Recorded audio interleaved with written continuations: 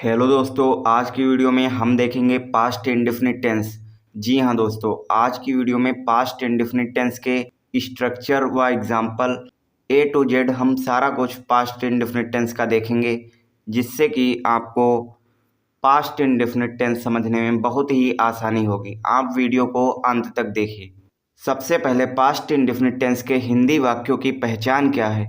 सामान्य भूतकाल का उपयोग एक ऐसी क्रिया को व्यक्त करने के लिए किया जाता है जो अतीत में शुरू हुई और अतीत में समाप्त हो गई। जी हाँ दोस्तों, पास्ट यानी कि भूत यानी कि अतीत। अतीत में कोई घटना घटित हुई और अतीत में ही समाप्त हो गई। आमतौर पर सामान्य भूतकाल के वाक्यों के अंत में था, थे, थी, गया, आया, लिखा, पढ़ा, खेला आदि क्रिया के रूप होते हैं। जी हाँ दोस्तों, गौर कीजिएगा।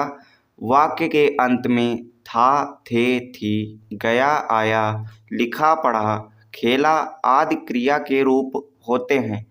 जैसे कि एग्जाम्पल है, मैं कल तुमसे मिलने आया था।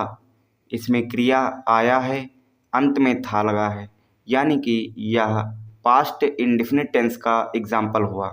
इंडेफिनिट यानी कि सकारात्मक वाक्य जिसमें नहीं और क्या का उपयोग न किया गया हो, वह इंडेफिनिट टेंस होते हैं। हमारा दूसरा एग्जाम्पल है, वह पिछले हफ्ते ही ऑस्ट्रेलिया गया। इसमें गया आया, यह भी एक पास्ट टेंस का एग्जाम्पल है।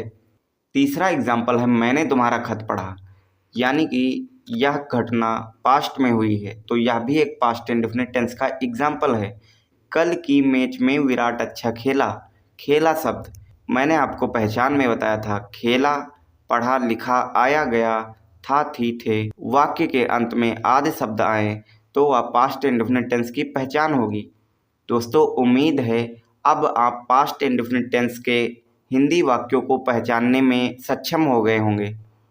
अब दोस्तों, हम पास्ट इंडेफिनिट टेंस के अंग्रेजी वाक्यों को बनाने के रूल्स देख लेते हैं। दोस्तों, पास्ट इंडेफिनिट टेंस के अंग्रेजी वाक्यों में मेन वर्ब के रूप में क्रिया की पास्ट फॉर्म। जी हाँ दोस्तों, गौर कीजिएगा, यहाँ पे वर्ब की सेकंड फॉर्म यूज़ होगी। वर्ब की सेकंड फॉर्म, जैसे कि आपको पता है, वर्ब की 5 फॉर्म होती हैं, जिनमें से मेन 3 फॉर्म होती हैं। जैसे एग्जाम्पल है, गो। गो प्रेजेंट फॉर्म है, तो ये हो जाएगा वर्ब की फर्स्ट फॉर्म गो, वर्ब की सेकंड फॉर्म वेंट, वर्ब की थर्ड फॉर्म गोन। इसी प्रकार वाक्यों में वर्ब की सेकंड फॉर्म का यूज़ हम पास्ट इंडेफिनिट टेंस में करेंगे और हेल्पिंग वर्ब के रूप में डिड का प्रयोग किया जाता है। इसमें हेल्पिंग वर्ब जो होगी वो डिड होगी, लेकिन ध्यान रहे कि हेल्पिंग वर्ब डिड का प्रयोग नकारात्मक और प्रश्नवाचक वाक्यों में ही होता है। जी हाँ दोस्तों, डिड का उपयोग पास्ट इंडेफिनिट टेंस के अफर्मेटिव सेंटेंस में नहीं किया जाएगा, यह सिर्फ निगेटिव और इंट्रोगेटिव सेंटेंस में किया जाएगा। नीचे दी गई वाक्य संरचना को समझें। फ्रेंड्स, अब हम पास्ट इंडेफिनिट टेंस का सबसे इम्पोर्टेंट टॉपिक यानी कि सेंटेंस स्ट्रक्चर को समझने जा रहे हैं। सबसे पहले हमें सब्जेक्ट लिखना है, उसके बाद वर्ब। ध्यान रहे, वर्ब की सेकंड फॉर्म ही लिखनी है, वर्ब की फर्स्ट फॉर्म या थर्ड फॉर्म का यूज़ इसमें नहीं किया जाएगा। उसके बाद ऑब्जेक्ट। उसके बाद अगर वाक्य में अदर वर्ड हो तो अदर वर्ड सबसे लास्ट में लिखा जाएगा। जी हाँ दोस्तों, सब्जेक्ट प्लस वर्ब की second form plus object plus other words, यह पास्ट इंडेफिनिट टेंस के अफर्मेटिव सेंटेंस का स्ट्रक्चर है। अब हम वाक्य की संरचना यानी कि सेंटेंस फॉर्मूला को डिटेल में देख लेते हैं। देखिए, मैंने आपको ऊपर बताया था सब्जेक्ट, उसके बाद वर्ब, उसके बाद ऑब्जेक्ट, उसके बाद अदर वर्ड्स का उपयोग किया जाएगा। जैसे कि एक एग्जाम्पल है, कबीर ने कल नया फ़ोन खरीदा। इसमें कबीर ने सब्जेक्ट है, खरीदा वर्ब है, नया फ़ोन ऑब्जेक्ट है, कल अदर वर्ड है। तो दोस्तों, इसका इंग्लिश ट्रांसलेशन हो जाएगा, Kabir bought a new phone yesterday.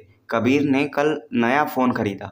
खरीदा यानी कि बाई, बाई की सेकंड फॉर्म बॉट होती है, तो कबीर बॉट नया फ़ोन यहाँ पे ऑब्जेक्ट है, a new phone other word yesterday यानी कि कल है। तो इसका सिंपल हो जाएगा, कबीर ने कल नया फ़ोन खरीदा, Kabir bought a new phone yesterday. दोस्तों, यह सेंटेंस बहुत ही सिंपल है अगर आपको स्ट्रक्चर याद है।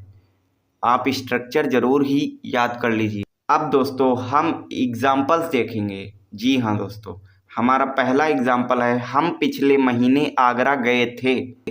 यहाँ पे सब्जेक्ट है हम यानी कि वी। यहाँ पे गो वर्ब है, तो गो की वर्ब की फर्स्ट फॉर्म गो ही होती है, सेकेंड फॉर्म वेंट होती है, थर्ड फॉर्म गोन होती है। तो हमें यहाँ पे सेकेंड फॉर्म का यूज़ करना है, तो वी वेंट। इसमें ऑब्जेक्ट है आगरा। जैसा कि आप सभी को पता है गो के साथ टू प्रीपोजिशन का उपयोग किया जाता है, तो we went to Agra last month. Last month यहाँ पे अदर वर्ड्स है, तो हम पिछले महीने आगरा गए थे, we went to Agra last month.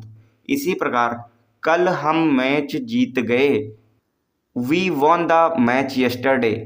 Win की सेकेंड फॉर्म वॉन होती है और यहाँ पे वर्ब जीत यानी कि विन ही है, तो यहाँ पे विन की सेकेंड फॉर्म वॉन का उपयोग किया गया है। कल हम मैच जीत गए, we won the match yesterday.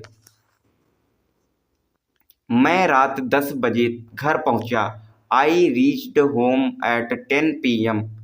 Reach, reached, reached यह वर्ब की तीनों फॉर्म थी, तो यहाँ पे सेकेंड फॉर्म का यूज़ करेंगे तो रीच्ड हो जाएगी। कल मैं उसे मिला था, आई मेट हर यस्टरडे। उसने पिछले हफ्ते अपनी कार बेच दी, he sold his car last week. कल रात बहुत बारिश हुई, it rained heavily last night. Bharat को 1947 में स्वतंत्रता मिली, इंडिया गॉट फ्रीडम इन 1947। यह घर मेरे दादाजी ने 1980 में बनवाया था, my grandfather build this house in 1980। हमने सामान्य भूतकाल हिंदी में सीखा, we learned past indefinite tense in Hindi. आखिरकार पुलिस ने चोर को पकड़ लिया, इवेंचुअली। आखिरकार को इंग्लिश में इवेंचुअली कहते हैं। The police caught the thief. चोर को इंग्लिश में थीफ कहते हैं। पकड़ना यानी कि कैच, कैच की सेकेंड फॉर्म कॉट होती है। आखिरकार पुलिस ने चोर को पकड़ लिया, eventually the police caught the thief. दोस्तों यह था पास्ट इंडेफिनिट टेंस का अफर्मेटिव सेंटेंस का वीडियो। उम्मीद है आपको वीडियो समझ में आई होगी। मिलते हैं किसी और वीडियो में किसी और टॉपिक के साथ, तब तक के लिए थैंक यू।